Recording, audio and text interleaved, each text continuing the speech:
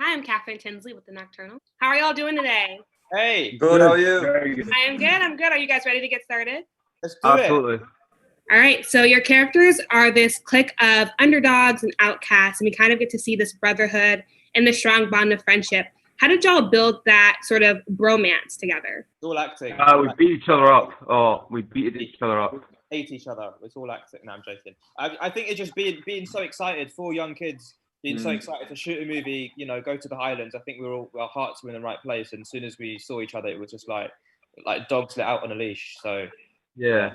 I think that's definitely right, to be fair. I think the excitement had a lot to do with how much we buzzed together. Do you know what I mean? So we were all buzzing about doing the film and how exciting that we're going to be. I think we all buzzed together. Do you know what I mean? Yeah. About it, and that's probably first bond, wasn't it?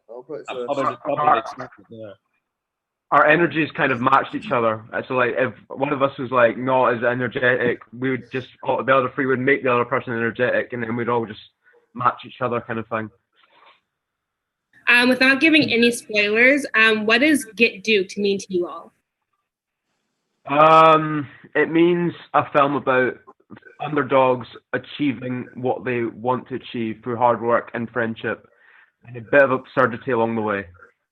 It's about embracing who you really are and not trying to put on this facade to please others. This is about embracing who you are, and you're not letting your background define who you can be. Go, Sam. Top that. How can I top that? I think it's about. You could probably say the gender difference, generation difference. Probably say you could take that from it. Do you know what I mean? The big splits in the divide between the good the superheroes in the film and the bad guys in the film, the young kids and the old villains. That's you could probably take that away from it, but please, you had good answers, didn't you? So I mean, what those two said. That was well, man. Yeah, what they said. I like the gender bit, yeah. When the film is described as a black comedy, what was it like displaying that genre of comedy in film? Do you know what? For me, it's a bit of everything. This film's a bit of everything. I couldn't even call it a black comedy. It's music video. It can be on MTV. It could. Do you know what I mean? It's a bit of everything. I just thought it was straight drama. Really. I didn't think it was that scary until we went to Estonia for the film festival, and these group of film students, must have been 15. These girls came up to us and they were like, "I was so scared to watch it," and I was like, "Which part?" And they were like, "I don't want to give spoilers, but obviously horror means something different to everyone else, but it's a bit of everything. This film's everything. Yeah, everything under the sun." Go on, boys. It's like everything. I think. I think you probably just couldn't put it into a category. It's got dark humor in every category, really. Do you know what I mean?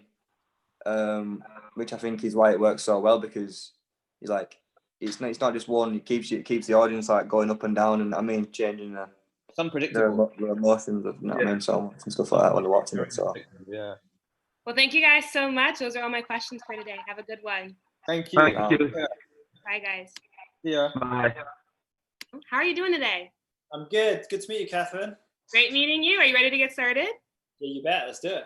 All right. So what was your source of inspiration for Get The Duked? source of inspiration from the beginning was I'm from Scotland. I wanted to make this film up in the Scottish Highlands. There's this real thing called the Duke of Edinburgh Award, and I had the idea of using it as a device for sort of this mismatched group of teenagers to find themselves in a comedy horror and be hunted by a real-life Duke.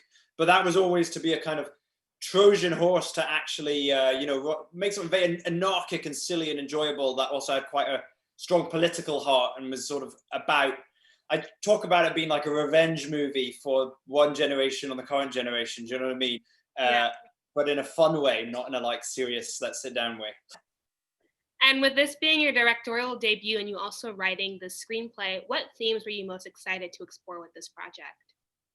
Well, yeah, for me, what I really wanted to do was play with that thing that you could maybe talk about big political issues or statements in something that's completely entertaining. You put it on a Friday night with your friends. Maybe you've seen it a bunch of times. You quote along to it. You're high when you watch it. Who cares? But the next day, you also decide to change the world and not put up with it. That was it. That was the goal, going into it. So what I was most excited about was keeping it always really fun and surprising and anarchic and energizing, because the last thing I ever wanted to do was make something suddenly very serious. You know what I mean? I was like, can we talk about big issues in a way that's pure entertainment? Yeah. And with the film being released through Amazon Studios, you'll be gaining this global audience. What insight do you want people to gain about the UK? Oh, that's an interesting question. Yeah, I mean, the incredible thing about Amazon and this film is it literally is global. And I'm still trying to wrap my head around a teenager in Japan sitting down to watch my film or something like that. It's magical and beautiful to think about. In terms of the UK, I think it's going to be, it's fun for me to share that landscape with people, but especially the Scottish accent, the Scottish language. I'm from Edinburgh originally, and I think there's a natural way that people talk. I think there's a natural way people swear in Scotland that's different to anyone else, and it's sort of a pleasure to listen to and exciting to sort of put back up onto the screen. But I was always trying to write a global film. It's set in Scotland, it's very niche in the Duke of Edinburgh Award, but the humor and the message, maybe depressingly, applies to everyone across the whole world. And my final question for you is sort of developing that dark humor and that satire. How are you able to bring that into the script? Yeah, I think so. So through sort of the police who very quickly jump to all the wrong assumptions as they're going through the film, and then these dukes who are essentially, saying why can't you just be quiet and accept the way things are and stop trying to change things, and we should get rid of you. We unashamedly play in like big satirical sweeps, and like I say, that's then balanced with sort of wild plots about hallucinogenic rabbit droppings and all kind of other things. so yeah, it's I think every time you think you figured out the film, hopefully it changes and takes a left-hand turn and you have to refigure it out again. All right. Well, that's all for today. Thank you so much. Have a good one. Thanks so much. Take care. Bye.